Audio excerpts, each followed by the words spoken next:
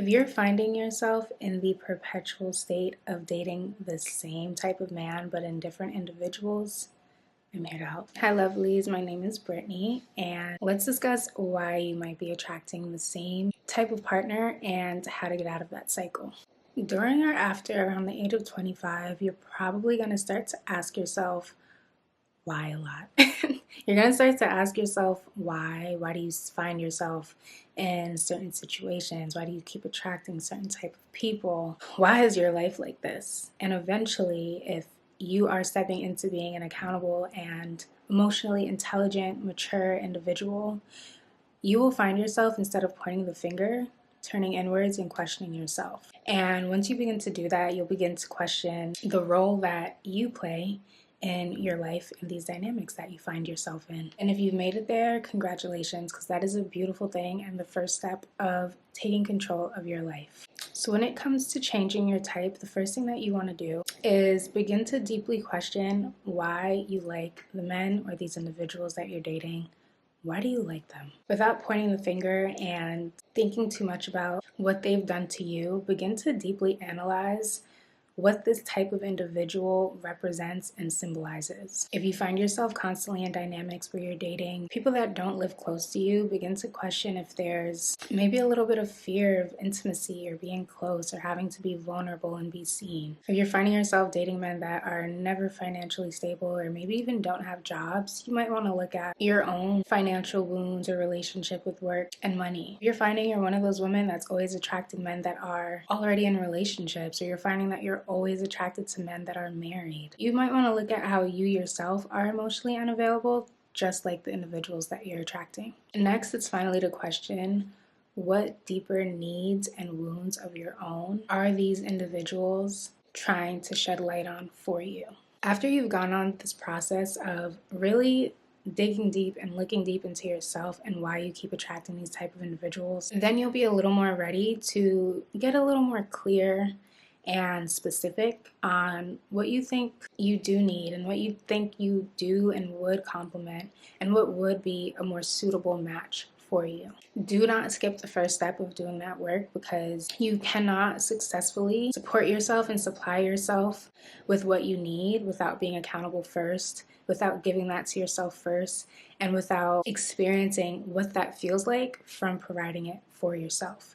When you provide yourself with what it is that you deem your standard or what you deem your needs and your wants to be, it becomes that much easier to find it and to allow yourself to welcome and receive it from another individual. So do not skip that first step. You absolutely have to do the work, and it's so worth it in the end. One of my personal favorite ways of getting very clear on what and who I desire is simply by writing it out. I feel like once you write it, it becomes true, simply because you're taking whatever visual and ideation you have in your mind and releasing it onto paper. You're allowing your eyes to see it and perceive it, to read it, to make it real. So after you do that work and really get clear on what you do desire and want and need in a connection and a partner and a man, I suggest writing it out.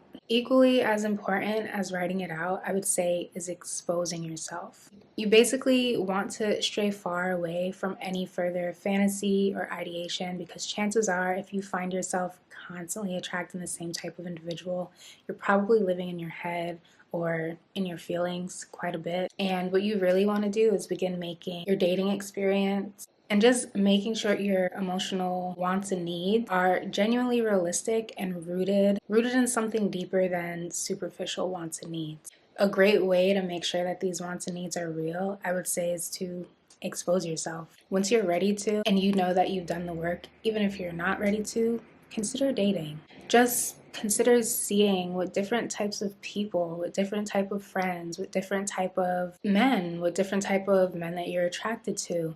Just see what they're like. Just get that good old exposure so that when you're getting clear on your own wants, again, it's coming from a rooted and grounded place and not one that's overly unrealistic. And lastly, as cliche as it sounds, I would say you have to live your life. Once you get clear on your wants, there's absolutely no reason for you to take your time and energy while you're single to pour into yourself romanticize your life, romanticize the connections in your life, deeply jump into spending time with your family, your friends, making it quality time, making it enjoyable time, doing the things that you love, making sure you're deeply enjoying your own company, make sure you're enjoying your own body. Do not be sitting around twiddling your thumbs waiting for Prince Charming to come sweeping you in. Take this time to intentionally focus on yourself, on your heart, on your mind, on your spiritual wellness, so that when you find that individual, you're genuinely ready to receive them with an open mind and an open heart, and ready to be a participant in a healthy dynamic. If you love this, make sure you like it. Please leave some comments below. If you found this helpful, let me know. If you've practiced these things already and you found success in doing so, don't be shy. Let me know below. And definitely share if you found this helpful or it could help someone that you know. Thank you so much for watching, and we'll talk soon.